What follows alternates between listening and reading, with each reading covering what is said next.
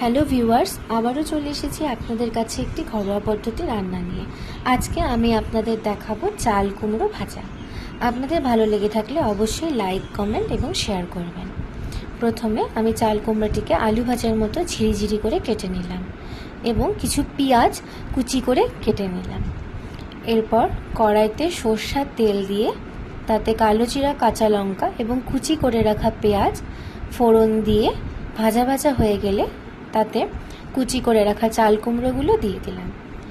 এরপর তাতে পরিমাণ মতো হলুদ, স্বাদ মতো লবণ দিয়ে ভালোভাবে নাড়াচাড়া করে নিলাম। কম আঁচে ভাজা ভাজা করব, তাহলে সেদ্ধও হবে।